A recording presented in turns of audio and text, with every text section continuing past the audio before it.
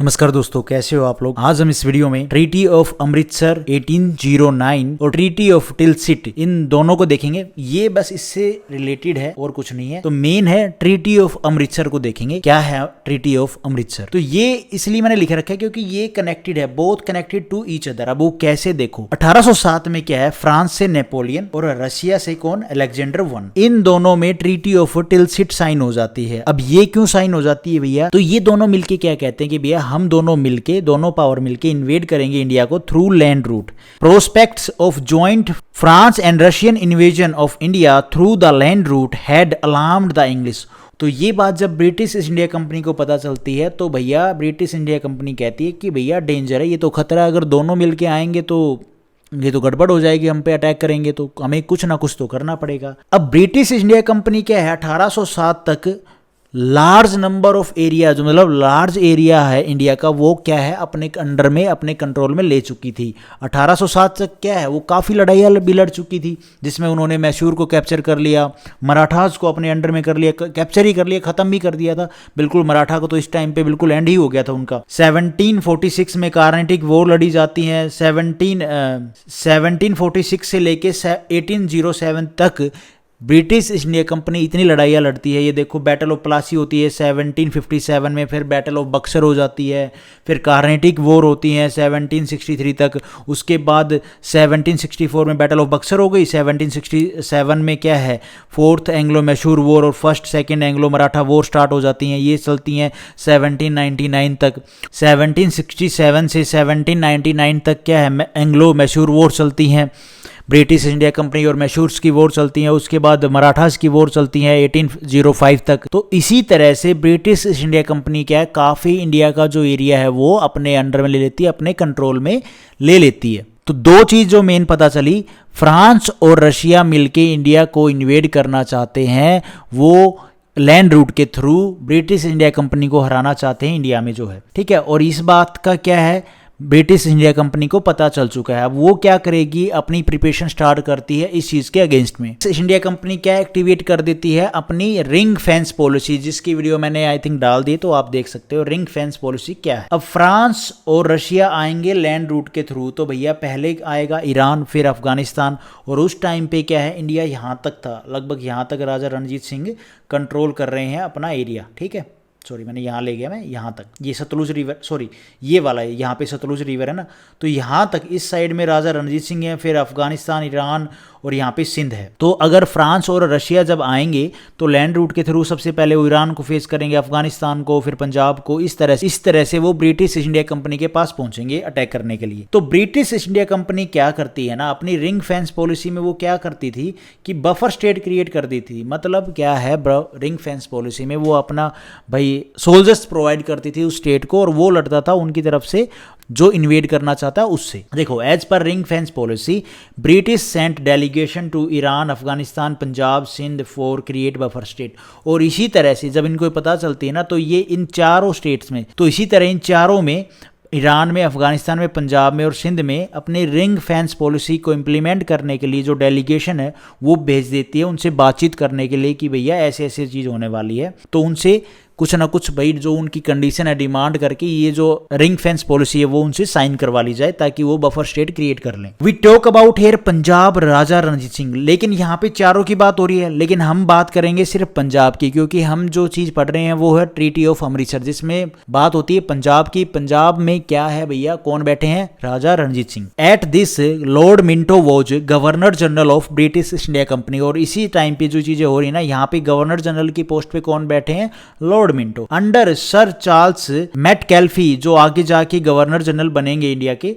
And Lord Minto sent a delegation to Punjab. ये क्या है भैया, अंडर ये जो सर चार्ल्स मैटकैल्फे हैं ये जाते हैं भैया पंजाब में। तो यहाँ पे भैया चार्ल्स मैटकैल्फे को लॉर्ड मिंटो भेजते हैं एज ए डेलीगेशन के तौर पे, कहाँ पे, पंजाब में। और निगोशिएशन स्टार्ट हो जाती हैं इन 1807 में बिटवीन रणजीत सिंह और ब्रिटिश इंडिया कंपनी के बीच में। अब यहाँ पे क्या है कि ब्रिटिश इंडिया कंपनी ऑफर करती है राजा रणजीत सिंह जी को कि जब भैया आपके ऊपर अगर कोई बाहर से अटैक करेगा तो हम आपकी हेल्प करेंगे, हम आपके साथ में खड़े होंगे, हम अपनी आर्मी को आपको सपोर्ट करने के लिए दे देंगे, और जब हम पे अटैक होगा तो आप हमारी हेल्प करोगे जब भी हमारे ऊपर अटैक होगा उस वॉर में। और निगोशिएशन स्टार्ट होती है राजा रणजीत सिंह और ब्रिटिश ईस्ट इंडिया कंपनी के बीच में, और ब्रिटिश इंडिया कंपनी ऑफर करती है राजा रणजीत सिंह जी को कि भैया जब बाहर से अगर कोई अटैक होगा तो हम आपकी हेल्प करेंगे, और अगर हम पे अटैक होगा तो आप हमारी हेल्प करेंगे। लेकिन यहाँ पे राजा रणजीत सिंह जी दो कंडीशन रखते हैं कि भैया दो कंडीशन आप वो फुलफिल कर दो, हम आपकी जो रिंग फेंस पॉलिसी है इसको साइन कर लेंगे। पहली कंडीशन क्या है, English would remain neutral in case of A Sikh Afghan war. यहाँ पे राजा रणजीत सिंह जी कहते हैं इंग्लिश क्या है, ब्रिटिश इंडिया कंपनी न्यूट्रल रहेगी in the case of A Sikh Afghan war में ब्रिटिश इंडिया कंपनी क्या है, न्यूट्रल रहेगी। एक कंडीशन तो ये। तो सेकंड कंडीशन क्या है, consider Ranjit Singh as a sovereign of entire Punjab including Malwa Sutlej territories. अब यहाँ पे आपको थोड़ा सा डाउट रहेगा कि ये मालवा सतलुज टेरिटरीज क्या है। देखो मैं थोड़ा सा यहाँ पे छोटा सा मैप बना रहा हूँ। ये है मुल्तान पाकिस्तान में आज के टाइम पे, ये वाला एरिया ये पंजाब हरियाणा ये सब आ गया है यहाँ पे, ठीक है। और यहाँ से सतलुज रिवर जाके ये ऊपर अपना इंडिया हो गया ऐसे करके। तो ये ज़्यादा मैंने ऊपर कर दी लाइन, थोड़ी सी यहाँ से आएगी। ये वाला जो एरिया है ना, इस एरिया में क्या कहते हैं कि भैया ये वाला एरिया हमारा सोवरन हमारा पंजाब के अंडर में रहेगा, इसके ऊपर आप नज़र नहीं बनाओगे। For this negotiation failed in 1807 कि ये सारी टेरिटरी अब मेरी होगी। सतलुज जो रिवर है ना उस साइड में, मतलब ये सतलुज रिवर है ना, तो इस साइड वाली जो सारी टेरिटरी है वो पंजाब के अंडर में हो।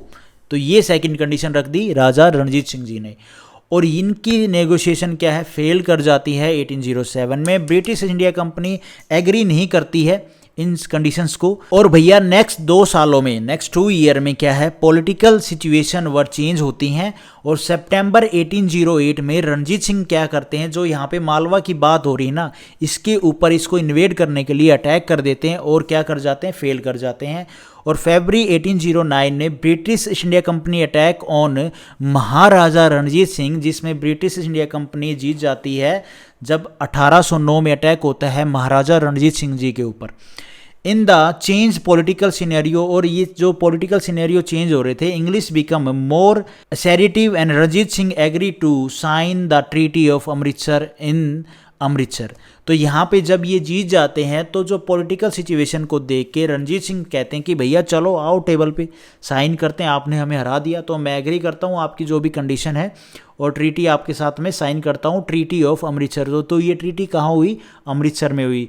Ranjit Singh agree on boundary line of the dominion of the British India company and, और राजा रणजीत सिंह क्या है, एग्री कर जाते हैं जो बाउंड्री लाइन है dominion of British India company and Ranjit Singh के बीच में, जो लाइन मतलब क्या है, मेन तो ब्रिटिश इंडिया कंपनी ने ही सेट की होगी, तो उस लाइन पे क्या है रणजीत सिंह एग्री कर जाते हैं। यहाँ पे मैं आपको एक रफली मैप से बता देता हूँ, ये मैंने मैप बनाया था लेकिन ये गलत है, थोड़ा मैप से बता देता हूँ कि ये जो मालवा वाला जो सतलुज वाली टेरिटरी ये कौन सी बोल रहे हैं। ये थोड़ा सा मैप मिक्स हो गया, मैं आपको अच्छे से बना के दिखाता हूँ। ये बनाया था मैंने बट सही से नहीं बना, देखो रफली बनाया है, आपको एक आइडिया हो जाएगा। देखो ये हरियाणा आज के टाइम में, ठीक है, ये दिल्ली हो गई और ये अपना पंजाब हो गया। तो यहाँ पे राजा रणजीत सिंह जी क्या है ना, यहाँ ये जो ऊपर वाला और पंजाब वाला पाकिस्तानी हो गया, ठीक है, ये वाला जो एरिया है ना इसमें रूल कर रहे थे। तो सतलुज रिवर वाली जो ये बात है ना कि जब हम देख रहे थे पढ़ रहे थे, तो जो है यहाँ पे सतलुज वाले जो रिवर वाली जो टेरिटरी है ना ऊपर वाली, कहते हैं राजा रणजीत सिंह जी की ये सारी टेरिटरी अब हमारी, इसमें आप इंटरफेयर नहीं करोगे और ना हम आपकी टेरिटरी में इंटरफेयर करेंगे। तो ये था मैप। उस टाइम पे हरियाणा नहीं था भैया पंजाब के अंडर में, राजा रणजीत सिंह जी के अंडर में ट्रीटी ऑफ अमृतसर साइन हुई। तो राजा रणजीत सिंह को एक्सेप्ट करना पड़ा कि सतलुज रिवर को वो उसकी अपनी सदर्न बाउंड्री मान लेंगे और कभी भी सतलुज रिवर को वो पार नहीं करेंगे टेरिटरी कैप्चर करने के लिए। अब इस ट्रीटी के बाद महाराजा रणजीत सिंह जी क्या है, सतलुज रिवर को तो पार नहीं कर सकते थे, लेकिन और तो डायरेक्शन 3 बाकी थी ना, तो उनमें तो वो अटैक करके टेरिटरीज कैप्चर कर सकते थे। तो उन्होंने क्या है 1818 में मुल्तान को कैप्चर कर लिया, 1819 में उन्होंने कश्मीर को कैप्चर कर लिया और 1834 में पेशावर को कैप्चर कर लिया उन्होंने। ये थी ट्रीटी ऑफ अमृतसर। होप आपको एक बेसिक सा आइडिया हो गया होगा इस रिवीजन में। Thank you for watching this video आपको ठीक लगी तो लाइक करना, चैनल पे नए हो तो सब्सक्राइब करना। बाकी ये जो मेरे नोट्स हैं ये बुक्स वाला यूट्यूब चैनल है, वहाँ से मैंने बनाए हुए हैं, तो आप वहाँ से भी पढ़ सकते हो। बस मैं रिवीजन कर रहा हूँ, दैट्स ऑल।